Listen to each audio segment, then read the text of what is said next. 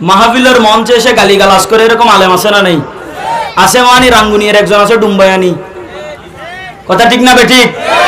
বলেন ঠিক না বেঠিক? মাহফিলের মঞ্চে এসে মানুষদেরকে কাফের কাফের কাফের কাফের কাফের স্লোগান দেয়। জিজ্ঞাসা করতে চাই, আমার নবী দুনিয়াতে আসছেন মুসলমানকে কাফের বানানোর জন্য না কাফেরকে ধরে ধরে মুসলমান বানানোর জন্য? বুঝে শুনে বলেন, নবীজি দুনিয়াতে কেন আসছেন? মুসলমানকে কাফের বানানোর জন্য? তাইলে নবী আসছেন কাফেরকে মুসলমান বানানোর জন্য। এখন আমরা যদি ওয়ারাসাতুল আম্বিয়া দাবি করি, তাইলে আমাদের কাজ কি হবে? আমাদের কাজ হবে কাফেরকে বুঝিয়ে বুঝিয়ে মুসলমান বানানো।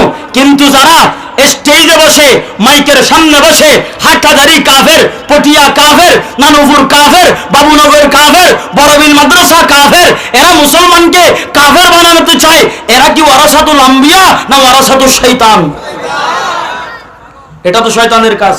শয়তান আল্লাহকে চ্যালেঞ্জ দেয়, আল্লাহ আপনার বান্দাদেরকে ধরে ধরে কাফের বানাবো। ঠিক না বেঠিক? আল্লাহ বলেন তুই পারবি না, কিয়ামত পর্যন্ত চেষ্টা করেও।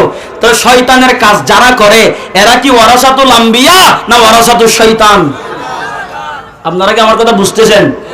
গালিগালাজ করে এরকম মূর্খ মাক্তার ডুম্বায়ানির মতো আছে না নেই? বলেন আছে না নেই? শাইখুল ইসলামকে গালি দেয় আছে না নেই?